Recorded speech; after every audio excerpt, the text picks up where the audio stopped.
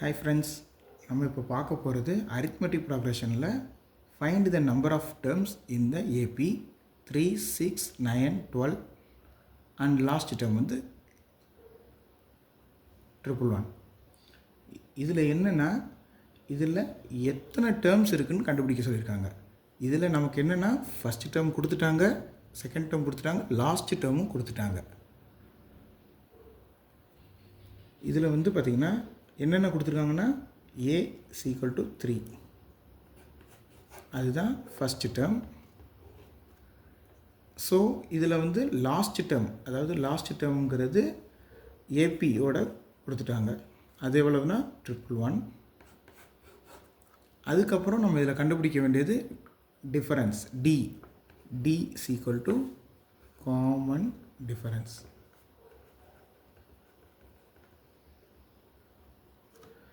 இந்த டிஃபரன்ஸ் எப்படி கண்டுபிடிக்கணும்? Second term minus first term, அதாவது second term minus first term. இதில் செகண்ட் டேர்ம் என்னது? 6 மைனஸ் 3.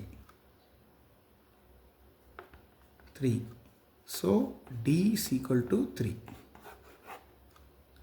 நம்ம எல்லாத்துக்குமே தெரியும் இந்த அரித்மெட்டிக் ப்ராக்ரஷனில் என்ன ஃபார்முலாங்கிறது AP is equal to a plus n minus 1 into d. இதில் நம்ம என்ன கண்டுபிடிக்கிறோம்னா n தான் கண்டுபிடிக்கிறோம், அதாவது ஃபைனல் டேர்மோட என்னன்னு கண்டுபிடிக்கிறோம்.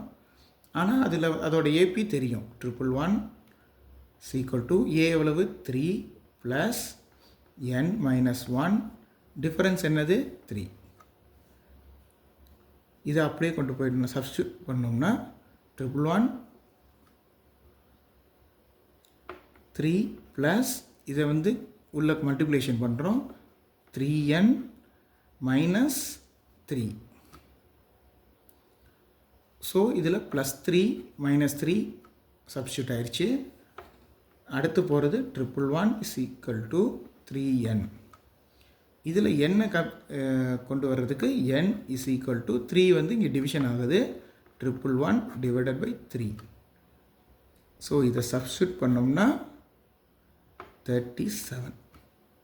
ஸோ இதோட இது n is equal to 37th term. So இந்த இதில் ஃபைண்ட் த நம்பர் ஆஃப் டேர்ம்ஸில் வந்து இதில் மொத்தம் எத்தனை டேர்ம்ஸ் இருக்குதுன்னு கேட்டால் இதில் 37 டேர்ம்ஸ் இருக்குது. இதுதான் வந்து ஆன்சர். இந்த வீடியோ பிடிச்சிருந்துச்சின்னா லைக் பண்ணுங்கள், ஷேர் பண்ணுங்கள் அண்ட் சப்ஸ்கிரைப் பண்ணுங்கள். தேங்க்யூ.